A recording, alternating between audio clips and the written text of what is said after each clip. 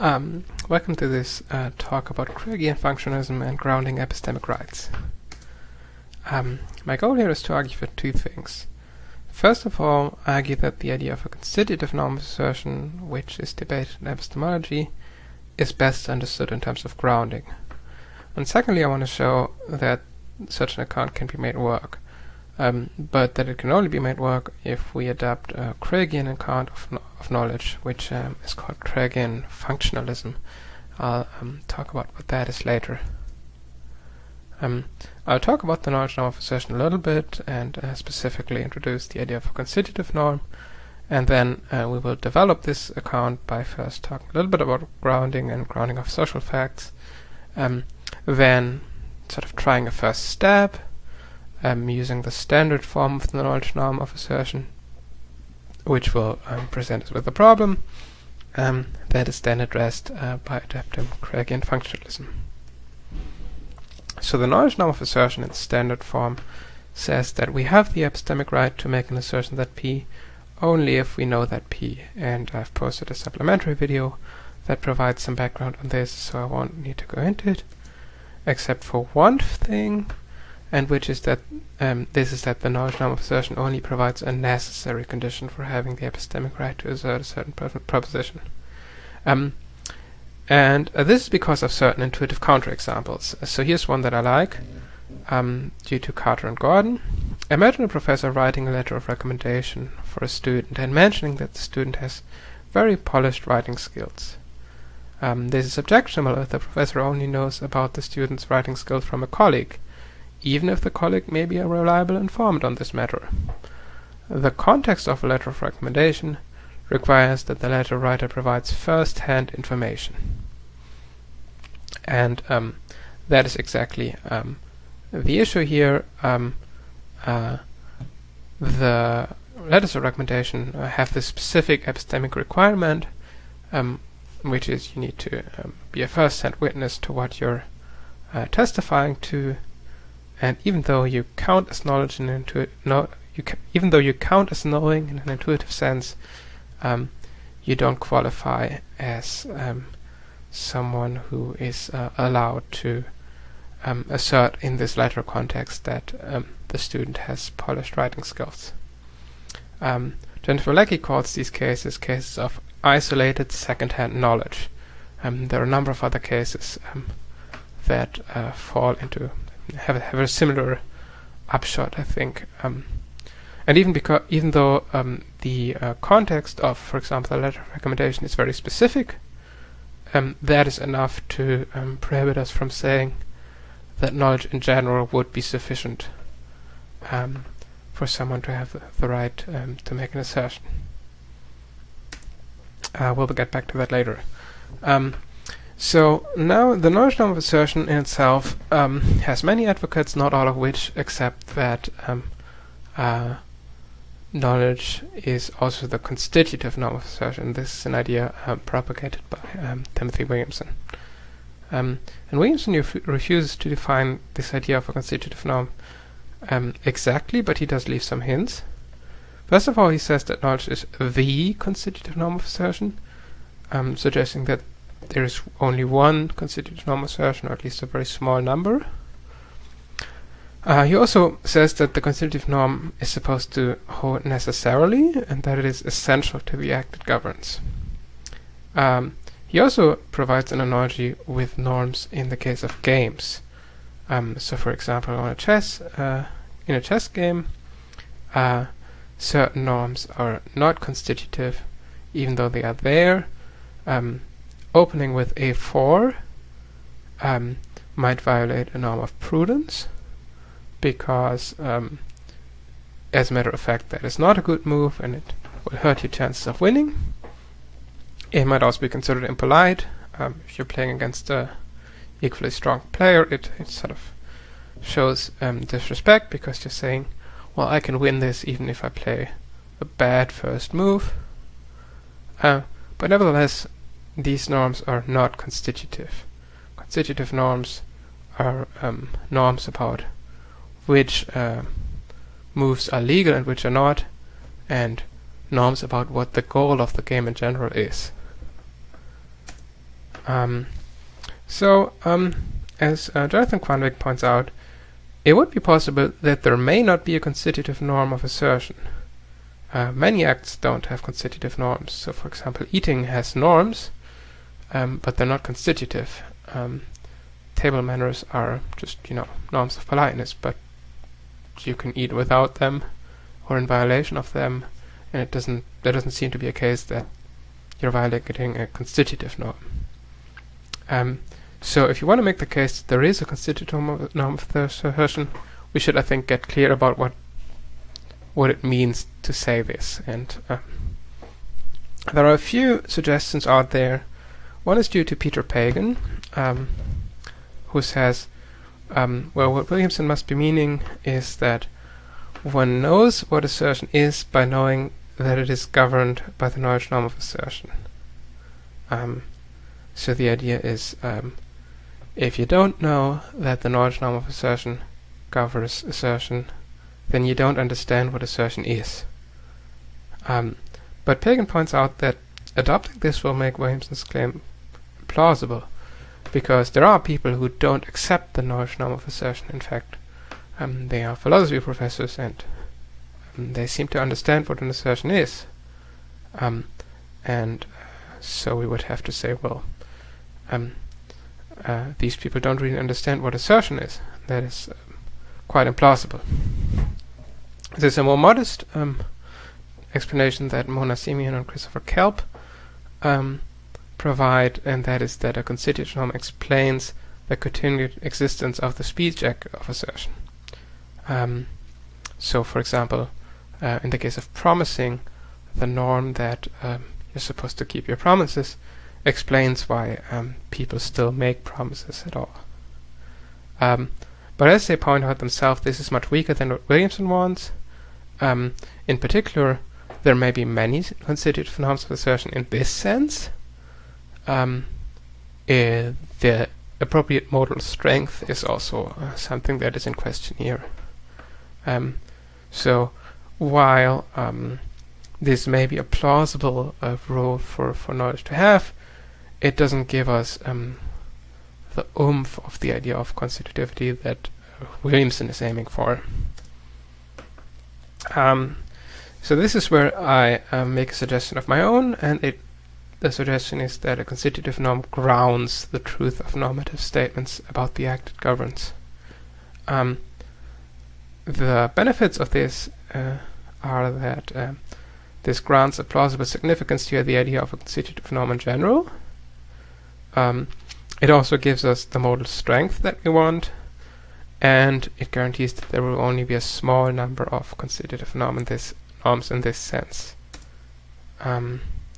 So I'll be working with the idea of grounding. I think I don't need to provide too much of an introduction here. I treat it as a relation between facts. I'm worried that Kit Fine thinks that normative grounding is a separate type of grounding. Whether this is so or not, I think I would like to sidestep that question.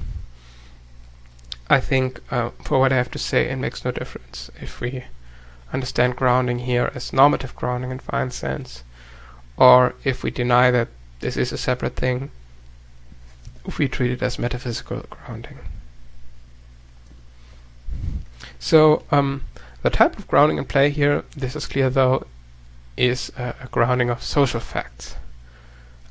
That is because these facts depend on our practices and attitudes in some sort of way.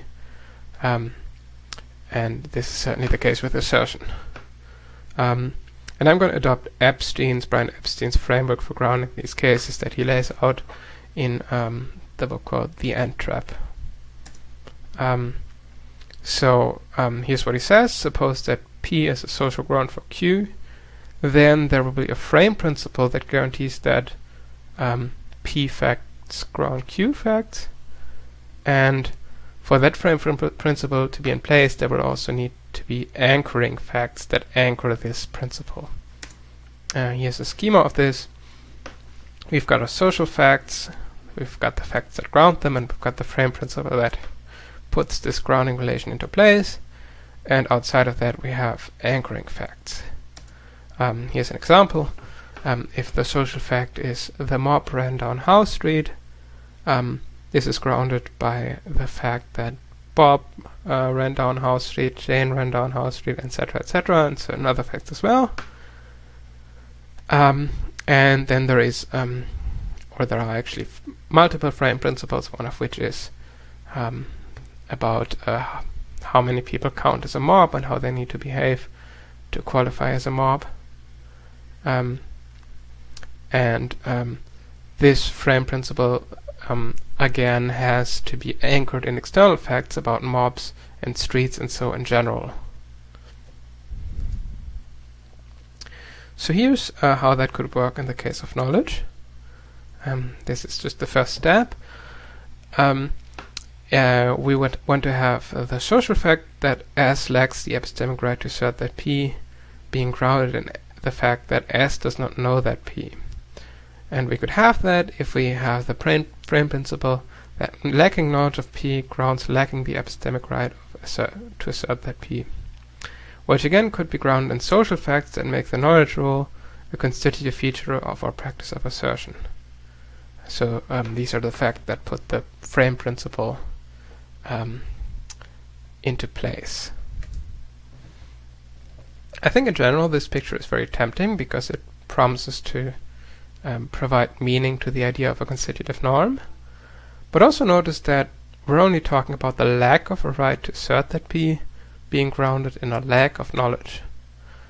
Now this is because of what we started with, namely that the knowledge norm of assertion only provides a necessary condition for that right.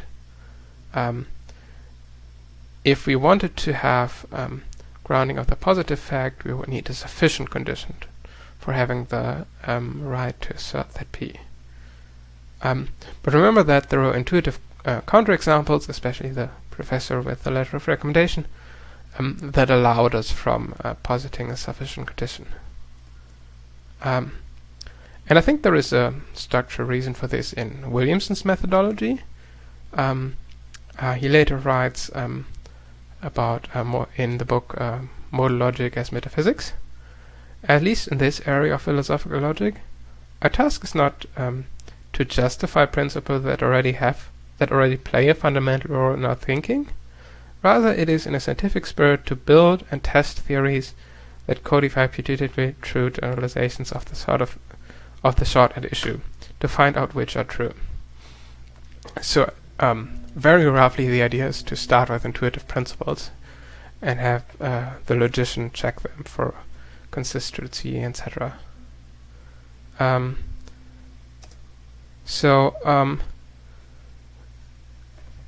if we do accept this, I think ultimately it is implausible to only have grounds for negative facts. For one thing, negative facts are a bit precarious in general, so we would have to kind of get into what these facts are. But more importantly, it raises the questions, are there grounds for the positive facts? Are there grounds that someone has the right to assert that P?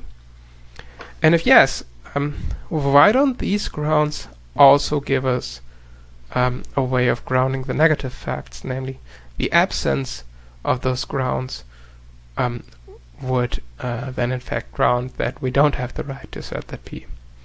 And if there aren't grounds for the positive right to make an assertion, well, that just seems weird that we have grounds for the negative facts but not the positive facts. Certainly something that we need an explanation of. So I think if we want a plausible grounding approach here, we would need a biconditional norm of assertion.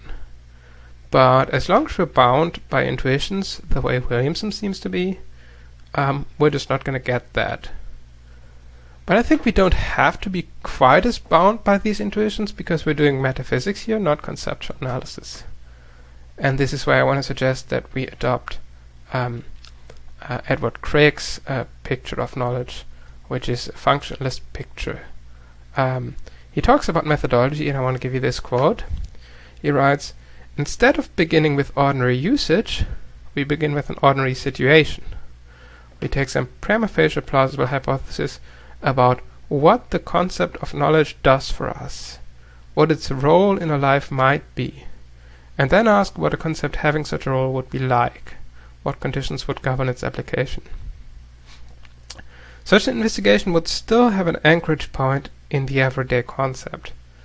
Should it reach a result quite different from the intuitive intention, or one that yield an extension quite different from the intuitive extension, then, barring some special and especially plausible explanation of the mismatch, the original hypothesis about the role that the concept plays in our lives would of course be the first casualty.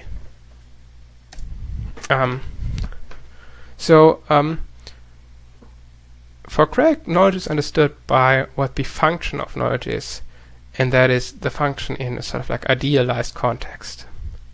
And he argues that the point of knowledge is to flag approved sources of information.